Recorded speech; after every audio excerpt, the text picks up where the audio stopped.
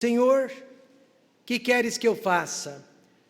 Senhor, que queres que eu faça no ano que se inicia? Senhor, que queres que eu faça a partir desta noite? E Saulo, respirando ainda ameaças e mortes contra os discípulos do Senhor, dirigiu-se ao sumo sacerdote e pediu-lhe cartas para Damasco, para as sinagogas, a fim de que se encontrasse alguns deste caminho, quer homens, quer mulheres, os conduzisse presos a Jerusalém. E indo no caminho, aconteceu que, chegando perto de Damasco, subitamente o cercou um resplendor de luz do céu, e caindo em terra, ouviu uma voz que lhe dizia: Saulo, Saulo, por que me persegues? E ele disse: Quem é, Senhor? E disse o Senhor: Eu sou Jesus, a quem tu persegues. Duro é para ti recalcitrar contra os aguilhões. E ele, tremendo e atônito, disse: Senhor, que queres que eu faça? E disse-lhe o Senhor: Levanta-te e entra na cidade, e lá te será dito o que te convém fazer. Senhor, que queres que eu faça? Fale a cada um de nós nesta noite, meu Pai. Sua palavra é o nosso caminho, é a nossa luz, é a nossa lâmpada. Mostra-nos sua vontade para as nossas vidas. Nos ajude a sermos obedientes à voz de Deus, pois o plano de Deus, a vontade de Deus, é o que há de melhor para a nossa vida. Nunca vamos encontrar em outro lugar nada melhor que a própria vontade de Deus. Este plano maravilhoso que o Senhor tem única e exclusivamente para a vida de cada pessoa aqui presente nesta noite. Pai Santo, apenas crie em cada um de nós o desejo de obedecer a Deus, satisfazer a vontade de Deus para as nossas vidas. Nos ajude, meu Pai, a atentar para o que o Senhor está nos ensinando, mostrando-nos nesta noite. Queremos adentrar o novo ano na presença de Deus e no caminho de Deus. No nome de Jesus, pedimos a sua ajuda agora. Amém. Podem se assentar. Senhor, que queres que eu faça? Esta foi talvez a pergunta mais importante que o apóstolo Paulo jamais fez durante toda a sua vida. Desde o primeiro dia da sua conversão, Senhor, o que queres que eu faça? Até o último dia de sua vida, de sobre esta terra, Paulo viveu sempre para conhecer e fazer a vontade de Deus. Ainda bem que ele tinha esta preocupação, este desejo de fazer o certo.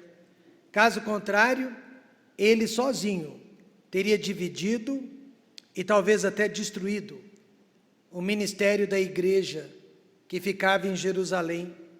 Ele teria sozinho dividido os apóstolos de Jesus Cristo, e ele teria criado muitos problemas com Pedro, Tiago e João, que eram considerados naqueles dias os pilares da igreja. Mas graças a Deus, ele teve a preocupação, o zelo de fazer a vontade de Deus e não a vontade do homem, e não a vontade da carne. Mais tarde, Paulo mesmo escreveu em Efésios 5,17: Por isso, não sejais insensatos, mas entendei qual seja a vontade do Senhor. Muitos de nós, ainda que crentes há muitos anos, ainda que conhecedores da Bíblia, temos agido com insensatez ou com uma certa ignorância sobre a vontade de Deus. Mas não precisa ser assim. Paulo havia sido insensato por muitos e muitos anos de sua vida. Ele achava que podia ser perfeito. Ele achava que podia ser perfeito guardando a lei de Moisés. Ele achava que estava fazendo um favor a Deus, perseguindo e até matando aqueles chamados cristãos. Veja que ele era zeloso mas ignorante. Vamos admitir, os piores problemas de nossa vida foram causados também pela nossa insensatez. As maiores dificuldades que já enfrentamos foram causadas pela nossa ignorância. Já tomamos decisões em nome de Deus, quando na verdade foram decisões que simplesmente surgiram da nossa vontade, do nosso coração, e o resultado dessas decisões, tribulação de alma e de espírito. Por isso Jesus disse para Paulo, a caminho para Damasco, duro é para ti recalcitrar contra os aguilhões. Em outras palavras, é duro ficar resistindo o certo, é duro ficar resistindo à vontade de Deus. É o mesmo que ficar dando coices ou chutes para o ar. A pessoa que vive resistindo à vontade de Deus, ela consegue apenas pesar de coração, ela consegue apenas prejudicar as pessoas mais próximas dela, ela consegue apenas perder o melhor de Deus para a vida dela. Mas isto não precisa acontecer. Paulo perguntou, Senhor, que queres que eu faça? E aí podemos fazer a mesma pergunta nesta noite. E nós vamos ver que a vontade de Deus para a vida de Paulo é a mesma vontade de Deus para a nossa vida também. Primeiro, precisamos conhecer a pessoa do Filho de Deus. Quantos conhecem Jesus Cristo como Senhor e Salvador? Versículo 5 diz, quem é Senhor? E o Senhor respondeu, eu sou Jesus, a quem tu persegues. Duro é para ti recalcitrar contra os aguilhões. No seu primeiro encontro com o Senhor Jesus Cristo, Paulo fez questão de usar a palavra Senhor, que no grego significa mestre, no grego significa dono, no grego significa amo. Quem é Senhor? No grego também, essa palavra significa meu possuidor. Mas esta palavra também poderia ser usada em relação a Satanás. Ela poderia também ser utilizada em relação a outro homem. Por isso Paulo pergunta, quem é Senhor? Eu quero saber quem é este Senhor. Eu quero saber se trata de um homem, se trata de uma entidade celestial. Quem é o Senhor com o qual eu estou falando neste momento? Porque, meus amados, não basta saber apenas que Ele existe, é necessário saber quem Ele é. Amém, irmãos? Uma moça, que vamos chamar de Luísa, nasceu dentro de um lar cristão. Sua mãe mesmo havia se convertido com 8 aninhos de idade. Sua mãe praticamente cresceu dentro de uma igreja e criou a filha dentro da igreja. A Luísa sempre frequentou a igreja, foi batizada, aprendeu tudo sobre a Bíblia. Assim como Paulo, ela conhecia a palavra de Deus, mas ela não conhecia Jesus Cristo. Apesar de todos aqueles anos numa igreja, ela não conhecia Jesus como Senhor, como Salvador. Aí no dia 5 de maio de 2004, na inauguração do Templo Batista Maranata de Londrina, esta moça ouviu o que você está ouvindo nesta noite. Ela entendeu o que você está ouvindo nesta noite pela primeira vez, e ela conheceu pela primeira vez Jesus Cristo como Senhor e Salvador. Então, o que precisamos saber sobre Jesus nesta noite? Primeiro, Jesus é a vítima dos nossos pecados. Ninguém pagou mais pelos nossos erros, pelas nossas falhas, pela nossa insensatez, pela nossa ignorância, que Jesus. O anjo disse para Maria que o nome de seu filho seria Jesus, justamente porque Mateus 1:21 porque Ele salvará o seu povo dos seus pecados. Então Jesus Cristo é a vítima dos nossos pecados. Ele é a vítima de todos os pecados que eu e você jamais praticamos. Isaías 53, verso 5 diz: mas Ele foi ferido por causa das nossas transgressões e moído por causa das nossas iniquidades. O castigo que nos traz a paz estava sobre Ele, pelas suas pisaduras fomos sarados. Só que o profeta, ele escreveu esta profecia 700 anos antes de acontecer, mas ele já profetizara a razão da morte de Jesus, para ser castigado no meu e no seu lugar, para ser condenado no nosso lugar. Deixe-me explicar isso melhor. Certa vez uma criança chinesa, chamada Leland Yang, ele era uma criança desobediente, rebelde. Certo dia, sua mãe pegou uma vara para discipliná-lo, mas ele era ligeiro, ele era rápido, e conseguiu fugir da sua mãe por entre as pessoas na feira. Sua mãe saiu correndo atrás, mas não conseguiu alcançá-lo, não conseguiu pegá-lo. De repente ela parou de correr atrás do menino, e ela parou na frente dele e começou a chorar, e ela disse: eu sou uma mãe envergonhada, eu tenho um filho que, além de ter errado, não aceita ser castigado, não aceita ser disciplinado. Então ela pegou aquela vara e começou a bater em si mesma, nos braços. A criança viu a mãe apanhando, e ela não resistiu, correu e pulou nos braços da mãe e disse: não, mãe, não faça isso, eu aceito a disciplina. Ela disse: você não precisa mais ser disciplinado. Ao pular nos meus braços, você demonstrou que se arrependeu, você demonstrou que já está mudado. E assim também, meus amados, Jesus Cristo foi castigado em nosso lugar, Jesus Cristo foi condenado em nosso lugar. Isso quer dizer que ninguém mais precisa ser condenado, amém, irmãos? Isso quer dizer que ninguém mais precisa ser castigado, mas para isso, precisa haver arrependimento de pecados, amor para com Jesus Cristo. Paulo descobriu que Jesus morrera por todos os seus pecados. Não só isso, ele descobriu, Jesus é a vitória contra o pecado. Quando Jesus disse para ele: duro é para ti resistir, recalcitrar contra os aguilhões.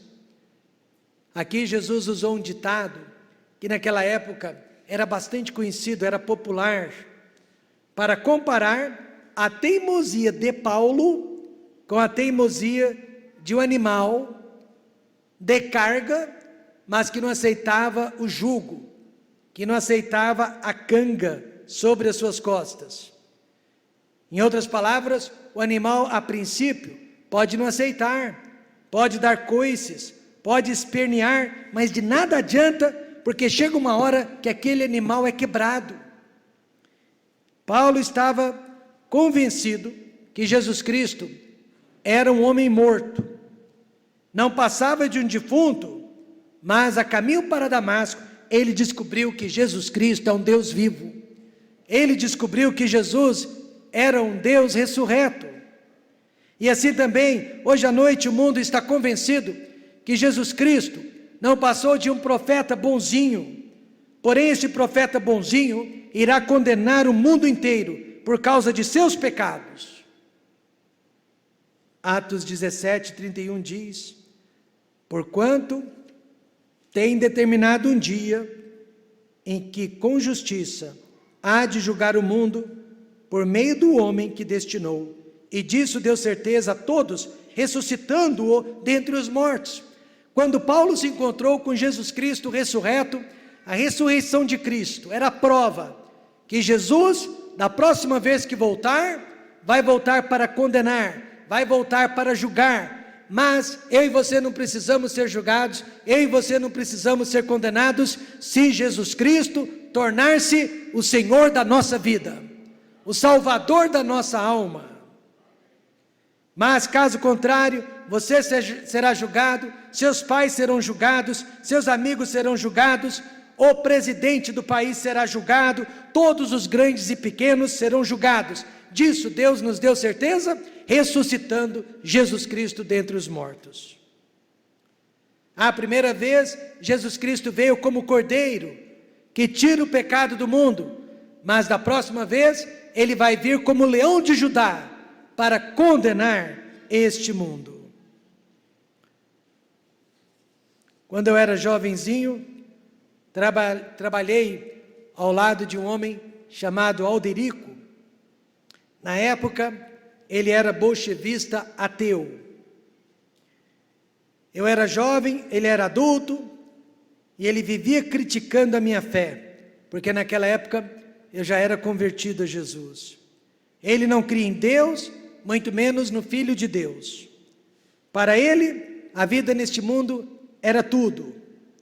Mas eu disse para o Alderico, que ele e todos os bolchevistas ateus iriam se converter a Jesus Cristo um dia. E ele perguntou, quando? E eu respondi, após a morte. Mas aí será tarde demais. A Bíblia garante que todos os homens, todas as mulheres, independente de religião, independente de raça, independente de idade, independente da época que viveu sobre a face da terra, a Bíblia diz que todos os joelhos um dia irão se dobrar na presença de Jesus. Veja Filipenses 2, 10 a 11. Para que ao nome de Jesus se dobre todo o joelho dos que estão nos céus e na terra, e debaixo da terra, e toda língua confesse que Jesus Cristo é o Senhor, para a glória de Deus Pai.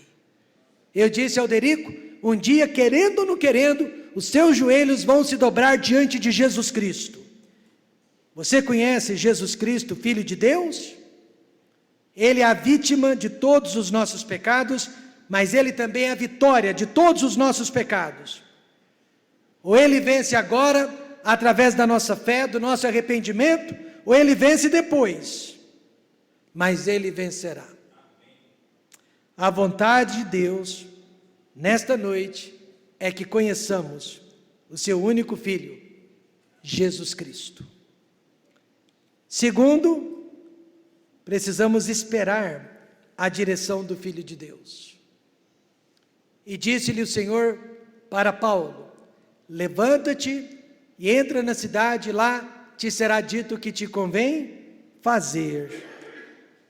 Muitas pessoas, depois que conhecem a Cristo, não têm muita paciência para esperar, descobrir a direção de Deus para a vida delas.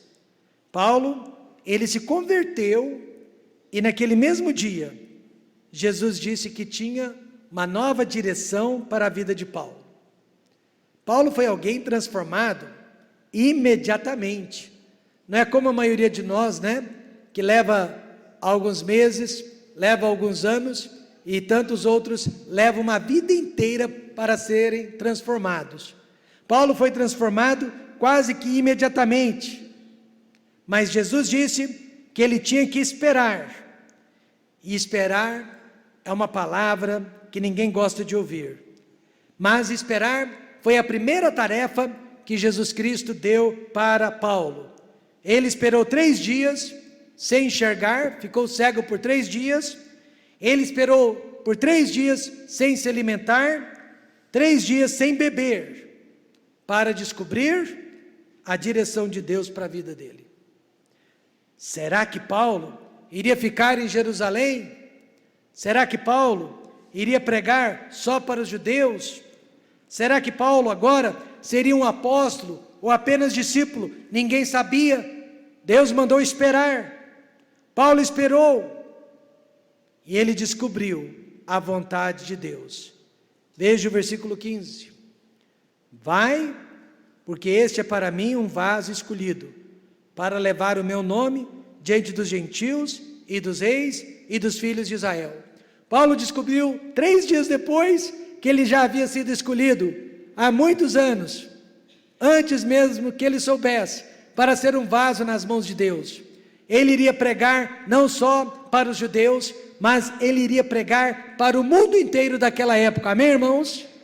Havia pelo menos 13 continentes conhecidos naqueles dias. E Paulo, pela graça de Deus, visitou todas aquelas regiões, pregando a palavra, pregando o evangelho do Senhor Jesus Cristo. E hoje eu e você podemos dizer, nós somos resultado do trabalho do apóstolo Paulo. Nós somos uma extensão das viagens missionárias de Paulo. Paulo descobriu que ele seria um vaso escolhido nas mãos de Deus. E eu pessoalmente acredito, Paulo não saiu dali preparado, mas ele precisou de 3 anos de seminário, 3 anos ao lado de Jesus Cristo, em algum lugar da Arábia. Ele foi discipulado pelo próprio Senhor Jesus Cristo, para se tornar o apóstolo dos apóstolos, o missionário dos missionários, o implantador de igrejas, dos implantadores de igreja. Como você e eu podemos descobrir a vontade de Deus? Há 2 meios que menos gostamos de usar: oração e instrução. Oração, Tarso chamado Saulo, pois eis que ele está orando. Tarso chamado Saulo, pois eis que ele está orando.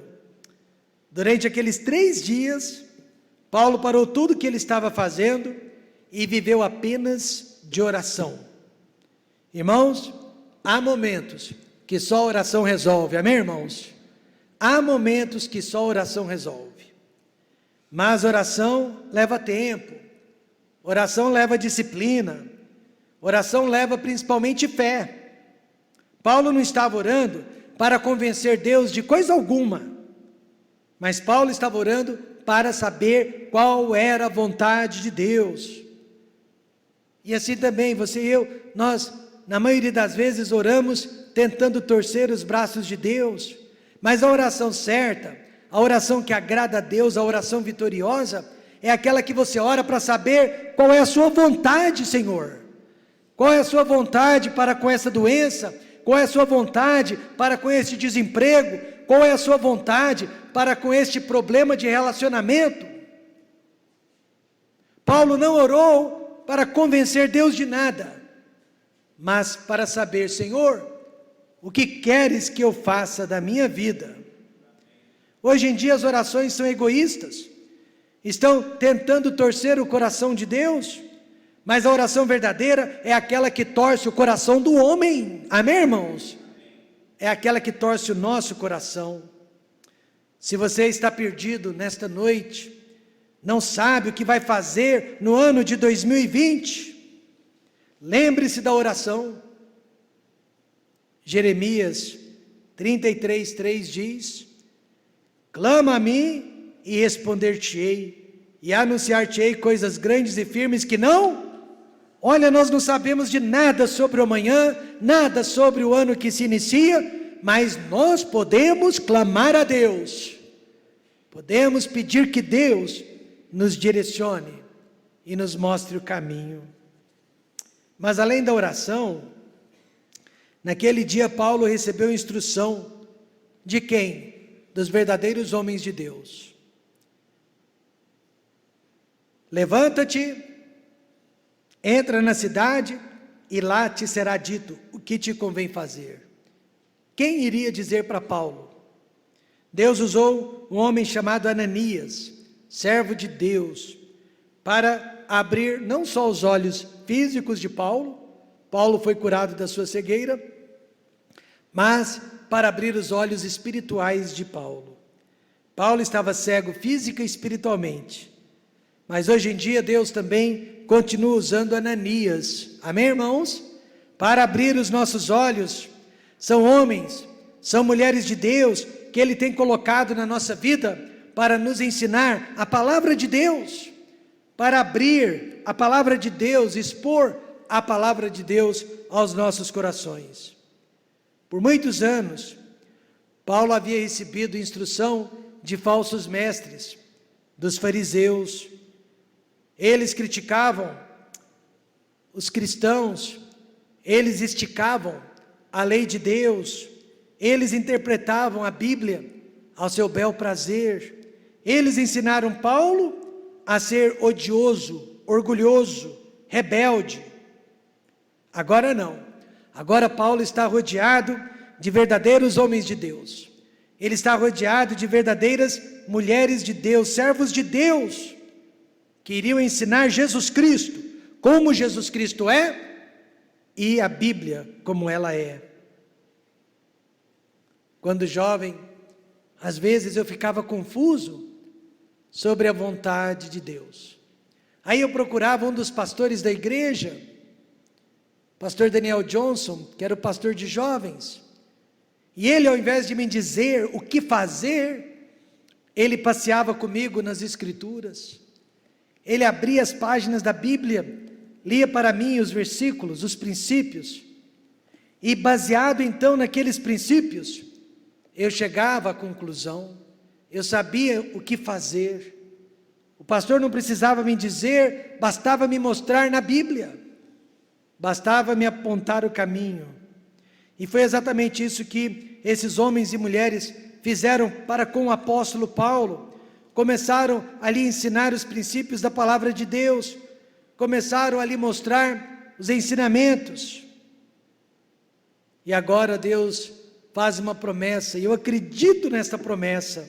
Salmo 32:8, Ele prometeu: instruir-te-ei e ensinar-te-ei o caminho que deve seguir, guiar-te-ei com os meus olhos. Amém, irmãos?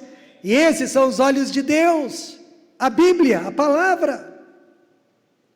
Ele promete que vai nos instruir, nos guiar nesses próximos tempos. Podemos confiar nesta promessa. Senhor, que queres que eu faça? Senhor, o ano está se findando. Senhor, o novo ano está se iniciando. E Deus responde: quero que você me conheça. Amém? Quero que você conheça pessoalmente o meu filho. E quero que você espere a minha direção. Não se afobe, não se precipite. E terceiro, precisamos obedecer à vontade de Deus. Muitos já estão no estágio que conhecem a vontade de Deus, mas por alguma razão não a praticam.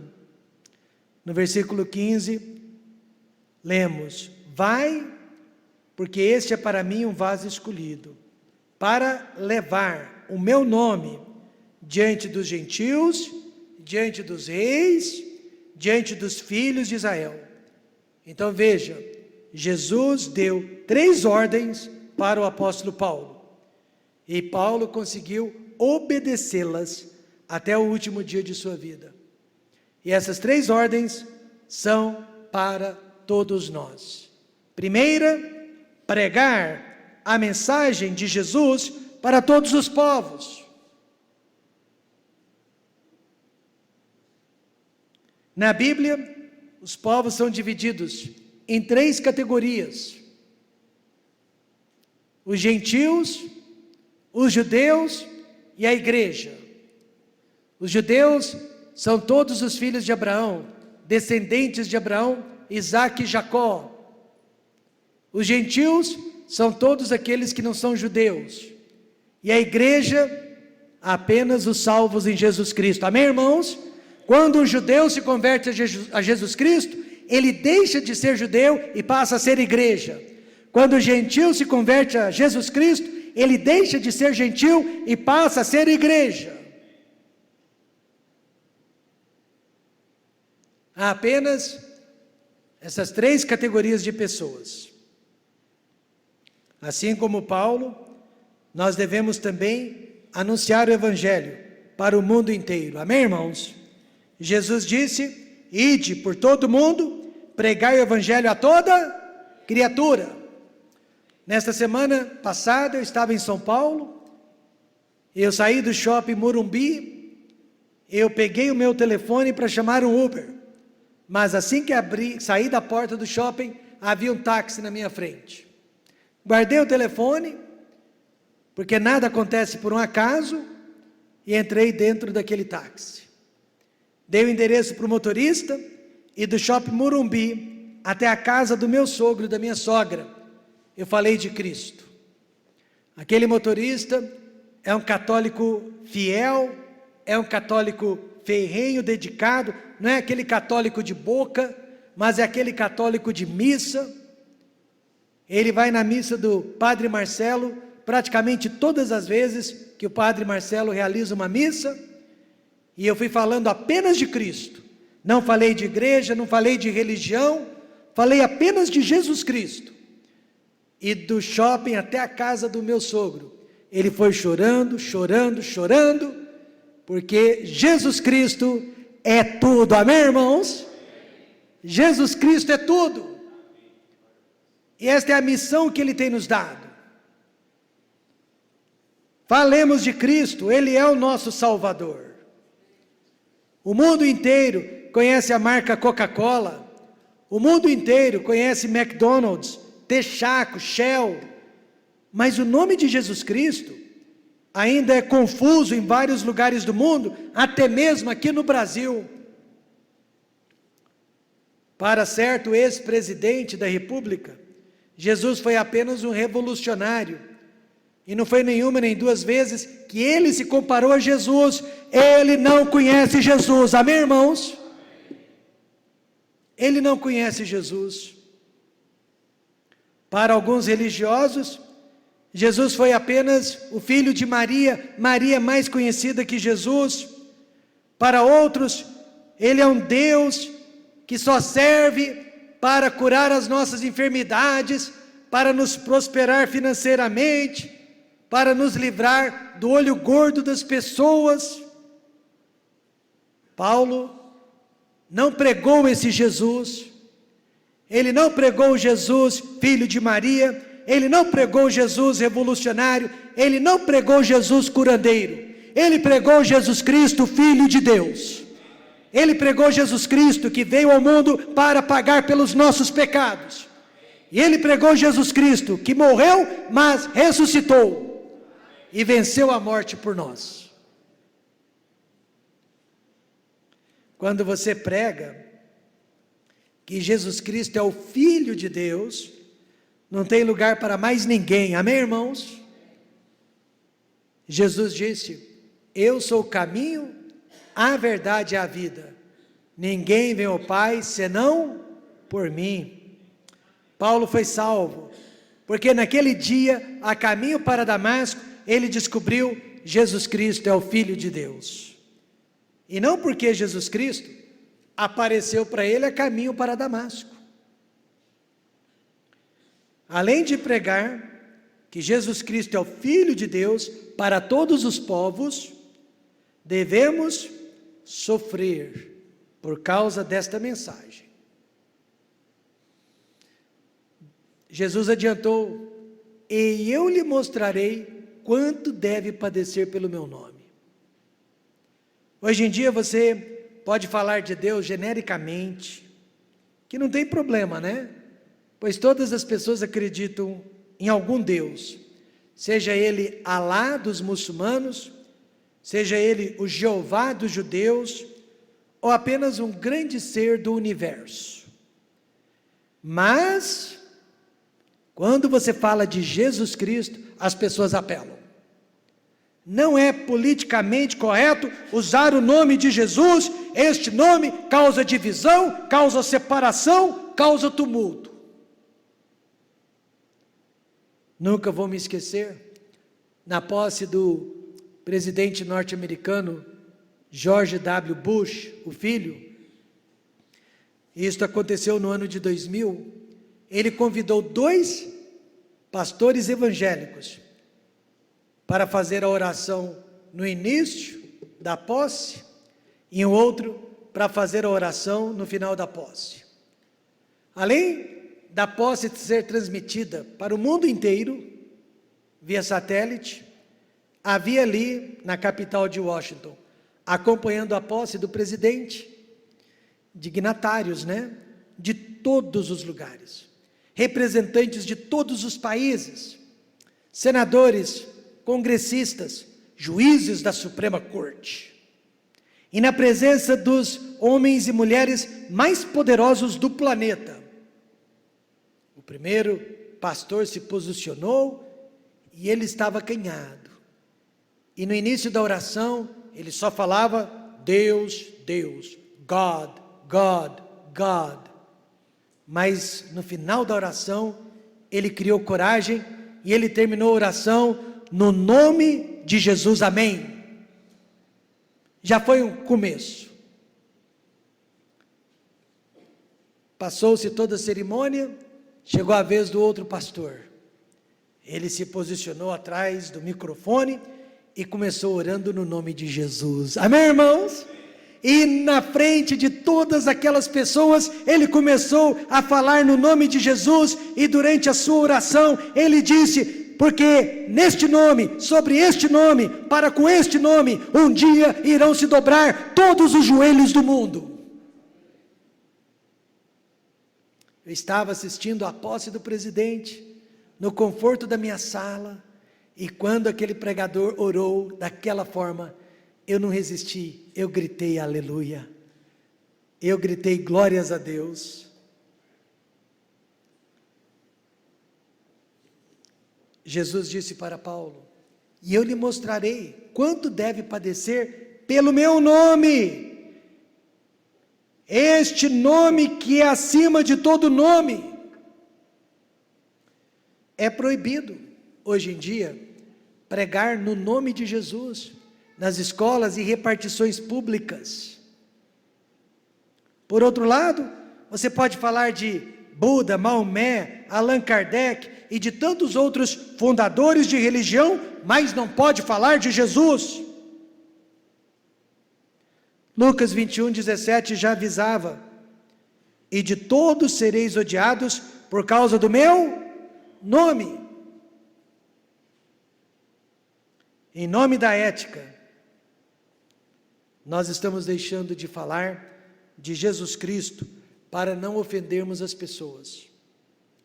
Pode falar de Deus, mas não fale de Jesus.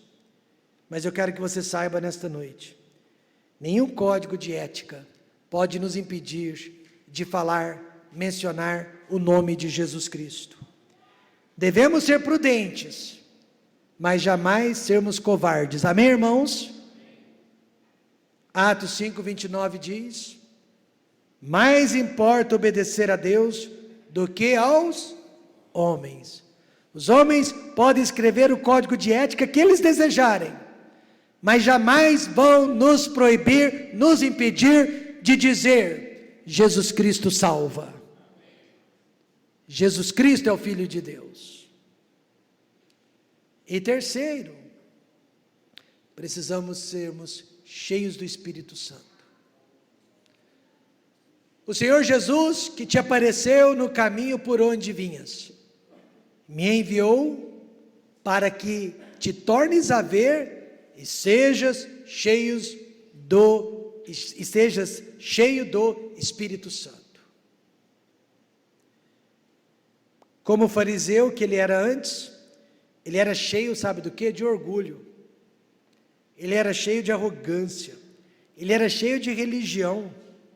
Agora, salvo por Jesus Cristo, ele deveria ser cheio do Espírito Santo de Deus. Pastor, o que isso quer dizer?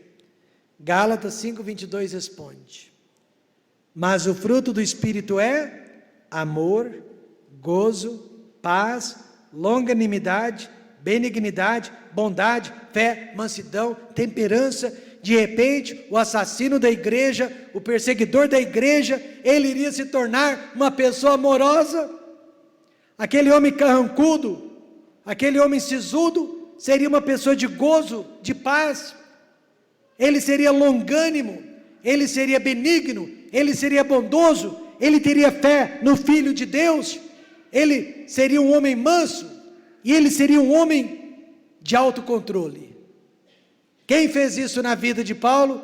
O bendito Espírito Santo. Quem pode fazer isso na nossa vida? O bendito Espírito Santo. Amém, irmãos? Por isso, nesta noite, Deus tem nos dado uma ordem: precisamos ser cheios do Espírito Santo de Deus.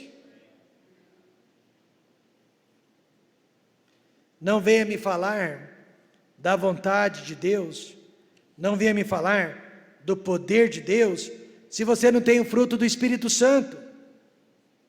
Você precisa ser cheio do Espírito Santo para suportar 5 quarentenas de açoites. Paulo suportou. 3 vezes açoitado com varas, Paulo suportou. 1 vez apedrejado, Paulo suportou. 3 naufrágios, Paulo suportou. 1 noite e 1 dia no abismo, Paulo suportou. Fome, sede, frio e nudez, Paulo suportou. Tudo isso por causa do nome de Jesus Cristo, amém, irmãos? Mas os cristãos do século 21 não querem mais pagar o preço. Mal conseguem ir à igreja a pé, não vão sofrer perseguição por causa de Jesus Cristo. Paulo, no entanto, passou por tudo isso sem chutar o balde, sem desistir. Por quê, pastor? Ele era cheio do Espírito Santo.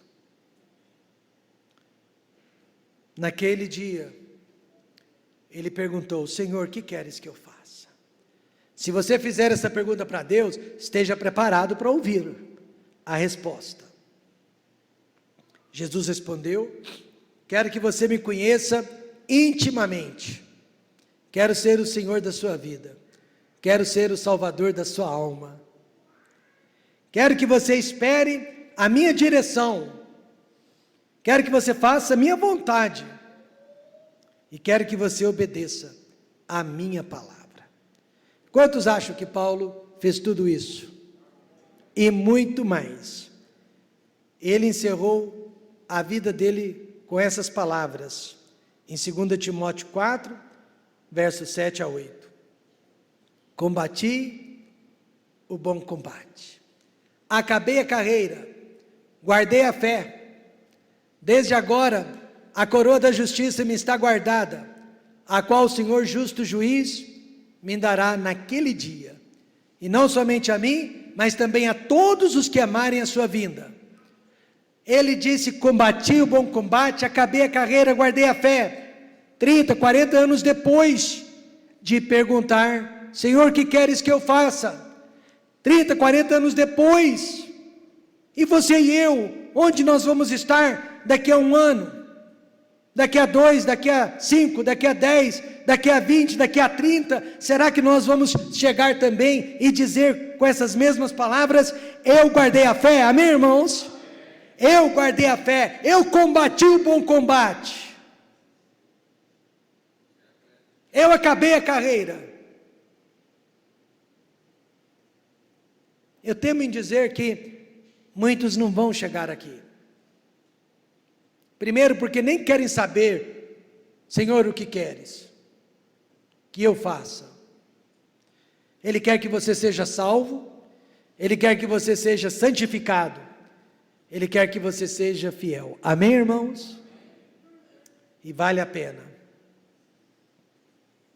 Eu disse hoje para a classe de jovens casais, que depois de 25 anos, 26 anos no ministério, agora eu posso olhar para trás e comparar aqueles que perguntaram: Senhor, o que queres que eu faça? E fizeram, com aqueles que perguntaram, mas não fizeram. Hoje eu posso comparar. Nesta noite, pergunte e faça o que Deus quer para a sua vida. Amém? Vamos fechar os olhos.